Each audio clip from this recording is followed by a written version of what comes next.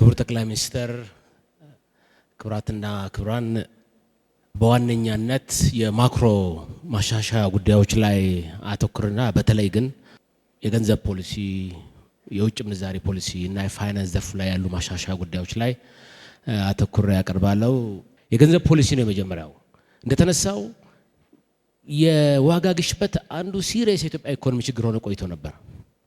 ይሄንን ግን በተናበበ መልኩ ተቋማት ሚናቸውን አውቀው ተናበው መስራት ሲገባቸው ባለመስራቱ ምክንያት ችግር እየሆነ የቆየ ነበር። 30% ያክል የደረሰ የዋጋ ግሽበት ነበር። በማሻሻያው ብሔራዊ ባንክ የተረጋጋ የዋጋ ሁኔታን ማስፈን ዋና ተልዕኮው እንዲሆን ተደርጎ ተቀርጾ የገንዘብ ፖሊሲውን የማዘመን በርካታ ስራዎች ሰርቷል። ከዚህ ውስጥ አንዱ የገንዘብ ፖሊሲ ኮሚቴ ማቋቋም በየ3 ወሩ አጠቃላይ የኢኮኖሚ ሁኔታውን እያነበበ አዳዲስ የፖሊሲ ሀሳብ የሚያመነጭ አደረጃጀት መፍጠር፣ ብሔራዊ ባንክ የብሔራዊ ባንክ ተመን የምንለውን የሴንትራል ባንክ ፖሊሲ ሬት ኢንትሮዲዩስ አድርጎ በግርድፉ ሳይሆን በዘመነ መልኩ በእውቀት በተመራ መልኩ የገንዘብ ፖሊሲውን የመብራት ስራ ሲሰራ ቆይቷል። እንዲሁም በጣም ዘመናዊ የሆኑ የገንዘብ ግብይት ስርዓቶችን ሴንትራል ባንኩ ገንዘብ ሲበዛ የሚሰበስብበት ሲያንስ ወደ ኢኮኖሚ የሚያስገባበት ባንኮች እርስ የሚገያዩበት ስርዓት ተዘርግቷል። በውጭ ምንዛሪ ማሻሻያ ረገድ እንደምታውቁት ያሰለቸን አንድ ቶኪንግ ፖይንት ቢኖር የኢትዮጵያን ኢኮኖሚ ይገልጽ የነበረው የውጭ ምንዛሪ እጥረት ነው። ኢንቨስተር በሰበሰብን ቁጥር ስለዚህ ጉዳይ ነበር የሚወራው። ይሄን የቀየረ ፈንዳመንታሊ አዲስ ስርዓት ነው ይሄ ሪፎርም የዘረጋው። 50 ዓመት የቆየ አስቸጋሪ ስርዓት። ይሄ ስርዓት እይታውን ፈንዳመንታሊ ቀይሮ የውጭ ምንዛሪ ገበያው በገበያ የሚመራ ዋጋ በገዢውና በሻጩ ፍላጎትና አቅርቦት የሚለካ እንዲሆን ያደረገ፣ በባንኮች ብቻ ታጥሮ የነበረውን የውጭ ምንዛሪ አቅርቦት ለፎሬክስ ቢሮዎች የከፈተ፣ እንዲሁም በዘመነ መልኩ ፌሞስ የምንለው ስርዓት አለን። በአጠቃላይ በኢኮኖሚ ውስጥ ያለው የውጭ ምንዛሪ መግዛትና የመሸጥ ስርዓቱ በየቀኑ እንዲታይ ያደረገ አዲስ አሰራር የዘረጋ ማሻሻያ ነው የነበረው። የፋይናንስ ዘርፍ ማሻሻያው የፋይናንስ ዘርፉ የተረጋጋ አካታችና ጤናማ እንዲሆን ያደረገ ነው። ባንኮችም ራሳቸውን በማሳደግ እርስ በርስ ደግሞ በመስራት ለውድድር ዝግጁ እንዲሆኑ አዲስ ምዕራፍ የከፈተ የፋይናንስ ዘርፍ ማሻሻያ የሰራ። በአጠቃላይ የባንኪንግ ስርዓቱ በምናይበት ጊዜ በአሁኑ ወቅት የፋይናንስ ዘርፋችን ጤናማ፣ በቂ ካፒታል ያለው ትርፋማ ዘርፍ ሆኖ ነው ያለው። ይሄ በሪፎርሙ የተገኘ ትልቅ ውጤት ነው። ሌላኛው ኢምፖርታንት ሪፎርም ተቋማዊ ሪፎርም ነው። ይህን ሁሉ የማክሮ ማሻሻያ እንዴት ይሸከማል ብሔራዊ ባንክ በራሱ ሪፎርም ካልተደረገ? ስለዚህ ከዓለም አቀፍ አቻ ተቋማት ጋር መወዳደር የሚችል የሚገዳደር፣ በሰው ኃይሉም በቴክኖሎጂ ቁመናውም ጠንካራ የሆነ ተቋም የመገንባት ስራ ብሔራዊ ባንኩንም በአዲስ መልኩ የወለደ የሪፎርም ስራ እይታውን ራሱ የቀየረ ማሻሻያ ስራ ነው የሰራው። እነዚህ ሪፎርሞች ምን ያስገኙ የሚለውን ለማንሳት መጀመሪያ ማንሳት የምፈልገው የዋጋ ግሽበት ሁኔታ ነው። ያ ወደ 30% አካባቢ ደርሶ የነበረው የዋጋ ግሽበት በአሁኑ ወቅት ለአመቱ መጨረሻ ያቀደው የነጠላ አሃዝ ውጤት ላይ በ6 ወር ደርሰን 9.7% ላይ ይገኛል በታህሳስ ወር። ይሄ ድል ልቡን የማያሞቀው ኢትዮጵያዊ ካለ የዚህን ስራ ጥልቀትና ክብደት በአግባቡ ያልተረዳ ነው ማለት ነው። የዓለም አቀፍ ተቋማት ይሄ ሪፎርም ሲንጀምር የዋጋ ግሽበቱ 40-50% ነው የሚሆነው፣ ሀገር ነው ያልተባለው ነገር አልነበረም።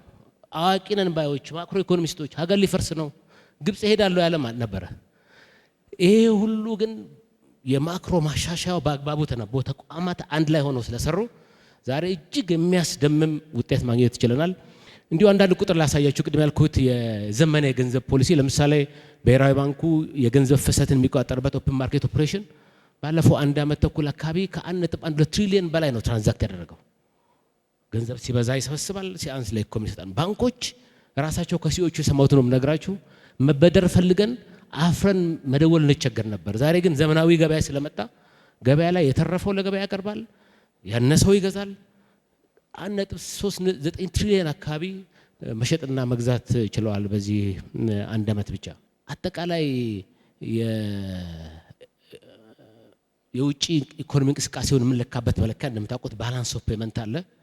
የኢትዮጵያ ባላንስ ኦፍ ፔመንት ለመጀመሪያ ጊዜ ፖዚቲቭ የሆነበት ሪፎርም ነው። ይሄ ማለት ወደ ሀገር ውስጥ ያስገባ ነው ወደ ሀገር ውስጥ ካስወጣ ነው ይበልጣል ማለት ነው። 32.8 ቢሊዮን አካባቢ ነው አምና ወደ ሀገር ውስጥ መፍሰስ የቻለው። ኢቭን ከረንት አካውንት የምንለው የውጭና የሸቀጦችና የአገልግሎት ንግድ ገቢና ወጪ ንግድ ማለት ነው። ይሄ ራሱ ዴፊሲቱ የጉድለቱ መጠን ሲግኒፊካንትሊ ቀንሷል። 6 ወር ደመኛ ቲም ፖዚቲቭ እንደሆነ የሚያነሳው ግን የዓመት ስለምነካ በጣም ውጤታማ የሆነ ሪፎርም እንደሆነ አጠቃላይ የውጭ ምንዛሪ ክምችታችን የሁለት ሳምንት እንኳን የገቢ ንግድ መሸፈን የማይችለው የውጭ ምንዛሪ ክምችት ዛሬ አቻ ኢኮኖሚዎች ደረጃ ደርሷል። ኮምፎርታብሊ እንደ አንድ ብሔራዊ ባንክ ገዢ ይሄን ቁጥር ሳይ እሰይ የምልበት ቁጥር ላይ ያደረሰን ሲግኒፊካንት የሆነ ሪሊ ሀገር በችግር ጊዜ የምትጠቀምበት ክምችት ማለት ነው። ሪዘርቭ አቅማችን በከፍተኛ ሁኔታ ነው ያደገው። የትዩ ገበያና የፎርማል ገበያው የምንዛሬ ልዩነትም እንደምታውቁት 100% አካባቢ የነበረው አሁን ወደ 12-13% አካባቢ ዝቅ ያለበት ሁኔታ መጥቷል።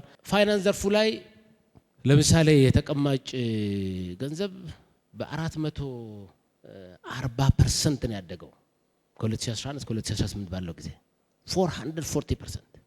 840 ቢሊዮን አካባቢ የነበረው ወደ 3.7 ትሪሊዮን አድርጓል።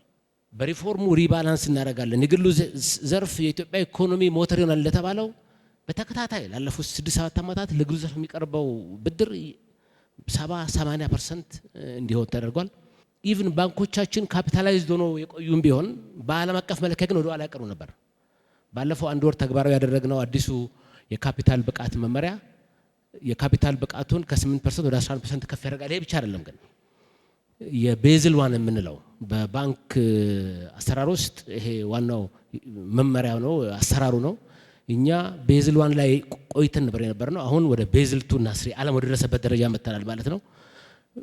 እንደ በቀላሉ ለማስረዳት በፊት የነበረው አሰራር ባንኮቻችን ያበደሩትን የብድር ስጋቷን ብቻ ነበር በካፒታል ሬሽዮ የሚጠበቁት።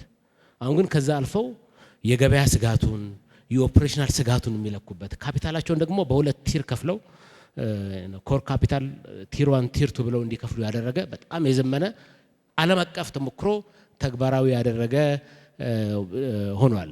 የባንኩን ጤና ማለት የምንለካው በኤንፒኤል ሬሽዮ ብቻ ሳይሆን ተገልጋዩን እንዴት እያስተናገደ ነው። አሁን አዲስ አወቃቀር አለን። ይሄኛው አዲሱ አወቃቀር ባንኮችን ሱፐርቫይዝ የሚያደርግበት አንዱ መለኪያ ለደንበኞች የሚሰጡት አገልግሎት የሚሆን አሰራር ነው። ሌሎቹን ወደዚህ አልገባም። ዲጂታል ይሄ ሪሊ በኢትዮጵያ ኢኮኖሚ ውስጥ መሰረታዊ አብዮት የሚለውን ቃል ስለማንወድ እንጂ ያመጣ ወሳኝ የሆነ ማሻሻያ ነው። አንዳንዱን ቁጥሮች ላሳያችሁ። ለምሳሌ ዲጂታል አካውንቶች ብዛት 254 ሚሊዮን ደርሷል ከ26 ሚሊዮን ተነስቶ። የትራንዛክሽን አካውንቶች ብዛት 320 ሚሊዮን፣ የክሬዲት አካውንቶች ብዛት 8.3 ሚሊዮን። ፋይናንስ ተደራሽነት ከ41 ሺህ ወደ 618 ሺህ እንግዲህ ያው ፖስም ኤቲኤምንም ጨምሮ ነው። በፐርሰንቴጅ ለመግለጽ ይቀብላል። 15 እጥፍ ነው ያደገው።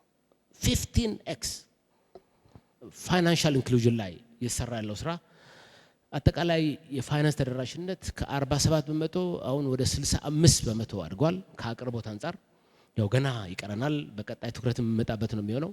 ግን የፋይዳ ስራ የዲጂታል ትራንስፎርሜሽኑ ፋይናንስን ለህዝባችን ተደራሽ ማድረግ ነገር ትርጉም ያለው ውጤት እንዳመጣ የሚያሳይ ነው። ለዚህም እንዲያግዝ የዲጂታል ፔመንት ስትራቴጂ እንደምታውቁት 1.1 አጠናቀን ሁለተኛው ስትራቴጂ ተግባራዊ ሆኗል በዚህ ዓመት። ሁሌ የምናወራው ትልቁ ሀብታችን አርሶ አደሩ አርብቶ አደሩ ጋር ያለው ሀብት ነው። ይሄንን ወደ ብድር ማዕቀፍ መምጣት አለብን። የተንቀሳቃሽ ሀብት ብድር ዋስትና ማዕቀፍ ወደ ስራ መግባት አለበት የሚለው ስራ አሁን ብዙ ቆይቶ ወደ ስራ ገብቷል። ቁጥሩ ትንሽ ነው። ለ169 ሺህ ሰዎች ያክል ንብረት አስመዝግበዋል። ግን ይሄንን አስፍተን የምንሄድበት ይሆናል። ግን ጅማሮው እንዳለ ለማሳየት ነው። ሌሎች ከባንክ ውጭ ያሉ ብዙ ጊዜ የማይነገርላቸው የጡረታ ተቋማት ጋር ያለውን አቅም እንደው አንስቼ ለማለፍ የግል ድርጅቶች የጡረታ ማህበራዊ ዋስትና ተቋም 183.6 ቢሊዮን ያክል ካፒታል ኢንቨስትመንት ላይ አውሏል። የመንግስት ሰራተኞች ማህበራዊ ዋስትና ደግሞ 318 ቢሊዮን ያክል ኢንቨስት አድርጓል። ናው ተቋሚ ሪፎርም ላይ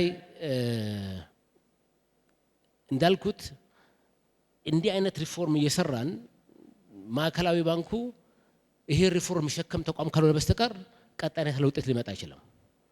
ስለዚህ በአዲስ መልክ ባንኩን ማደራጀት እይታውን መቀየር ይፈልግ ነበር። የዚህ ማሻሻያ ትልቁ ትርጉም የኢትዮጵያ ብር ትክክለኛውን ዋጋ አግኝቶ የኢትዮጵያ ኢኮኖሚ ተወዳዳሪ እንዲሆን ማድረግ ነው። ነገር ግን ተቋሙ በሰው ኃይል አቅሙም በቴክኖሎጂውም መደራጀት ያለበት የአቅም ግንባታ ስራ መስራት አለበት። ከሚመራቸው ተቋሞች ጋር ኮላቦሬቲቭሊ የሚሰራ ነገር ግን የሚፈራ የሚከበር ተቋም ሆኖ እንዲሆን በርካታ የማሻሻያ ስራዎች እየተሰሩ ይገኛሉ። ወደፊት ምንድነው የምንሰራው የሚለውን አንስቼ ልጨርስ። አንደኛ የዋጋ ንረቱን በነጠላ አሃዝ የማቆየቱ ዋና የሪፎርም ትኩረት ተጠናክሮ የሚቀጥል ይሆናል። የውጭ ምንዛሬውን በተመለከተ አንዱ የሴንትራል ባንኩ ሚና እንዳልኩት ዋጋ ስንል የሀገር ውስጥም የኤክስተርናል ዋጋ ማረጋጋት ስለሆነ የውጭ ምንዛሬ ገበያውን የበለጠ ተገማች እና የተረጋጋ እንዲሆን የማድረግ ስራ ይሰራል። አሁን የሚቀሩ ነገሮች አሉ። ክቡር ጠቅላይ ሚኒስትር ከረንት አካውንቱንም ለቀን ቢሆን ማይንድሴቱ የሴንትራል ባንኩም የባንከሮቹም የግሉም ዘርፍ ያንን የሚፈታ ማሻሻያዎች እያደረግን ነው። በሚቀጥሉት ሳምንታት ውስጥ ተግባራዊ የሚደረግ ለምሳሌ ስታርታፕ አንድ ወጣት አዲስ ሀሳብ አመንጭቶ እውቀቱን ሽጦ ያገኘውን ገንዘብ ኡጋንዳ ወይም ኬንያ እንዲያስቀምጥ እዚህ ካስቀመጠ መጠቀም አትችልም የሚል አይነት እይታ ነው አነለ። እነዚህን ፈንዳመንታሊ የሚቀይር አሰራር ኮንፊደንስ የሚፈጥር ባለሀብቱ ሀብቱን ማስገባት ማስወጣት መጠቀም የሚያስችለው ተጨማሪ ማሻሻያዎች እየሰራን የውጭ ምንዛሬው የበለጠ እንዲረጋጋና ኢንፋክት በእኛ ግምገማ የውጭ ምንዛሬው አሁን ሊትል ቢት ኦቨርፕራይስድ ነው፣ አፕሪሼት ማድረግ አለበት። ለዚህ አቅደን ነው በአመቱ ውስጥ እየሰራን ያለ ነው። የባንኮች ውህደትና ግዢ ሌላው የትኩረት ኤሪያ ነው። ባንኮች ሰብሰብ ብለው አቅማቸው እንዲያደራጁ አዲስ የኤምኤንኤ ፍሬምወርክ ተግባራዊ የሚደረግ ይሆናል። የኢንሹራንስ ዘርፉ ተረስቶ ነው የቆየው። ትልቅ አቅም እያለው ማዕከላዊ ባንኩ በአግባቡ ባንክ ላይ ብቻ ተኩሮ አልመራውም። ስለዚህ ራሱን የቻለ አደረጃጀት ኖሮት እንዲመራ የሚያደርግ አዲስ ማዕቀፍ እየተዘረጋ ይገኛል። ከወለድ ነፃ ባንኪንግ ጋር ብዙ የሰራን ቢሆንም አሁን ከዘመናው አሰራር ጋር ግን ክፍተት አለ። ለምሳሌ ቅድም ያልኩት ኢንተርባንክ መኒ ማርኬት ላይ መሳተፍ አይችሉም። ይህንንም የሚፈቅድ አዲስ አሰራር ይዘረጋል። የማዕከላዊ ባንክ ዲጂታል ገንዘብ እንደሚታወቀው ዓለም ዲጂታል ሆኗል። የማዕከላዊ ባንክ ዲጂታል ገንዘብ ዓለም ላይ ዋና ቱል እየሆነ መጥቷል። ይህንን እያጠናን ነው። ጥናቱን አጠናቆ ወደ መተግበር የሚገባ ይሆናል። ከግብርና ሌሎች ተቋማት ጋር በመቀናጀት አዲስ የአግሪ ፋይናንስ ስትራቴጂ ቀርጸናል። ይሄ አዲስ የአግሪ ፋይናንስ ስትራቴጂ ግብርና ትልቅ የልማት አቅሙን እንዲወጣ በተለየ ሁኔታ ግብርናን እንዴት እንደግፍ የሚለውን የሚያሳይ ነው። እንዲሁም ኤስኤምኢ ስታርታፕ ላይ የክሬዲት ጋራንቲ ስኪም ኢንትሮዲዩስ እናደርጋለን። መንግስት 1.5 ሚሊዮን ቤት እሰራለሁ ብለው እያለ የፋይናንስ ዘርፉ ግን ለዚህ አልተዘጋጀም። ለዚህ የሚያግዝ የሞርጌጅ ፖሊሲ ተቀርጾ ተግባራዊ የሚደረግ ይሆናል። ፋይናንስ አካታችነት ላይ በስፋት እንሰራለን። የፋይናንስ ዘርፉ ቅድም እንዳልኩት ጤናማ ሆኖ እንዲቀጥል ቁጥጥሩን በማጠናከር የዘርፉን ጤናማነት የማረጋገጥ ስራ ይሰራል። በመጨረሻ ላይ እንዳልኩት ብሔራዊ ባንኩ በሰው ኃይል አቅሙም በቴክኖሎጂም ከአቻ ተቋማት ጋር የሚመጣጠን እንዲሆን በርካታ የማሻሻያ ስራዎች የሚሰሩ ይሆናሉ። አመሰግናለሁ።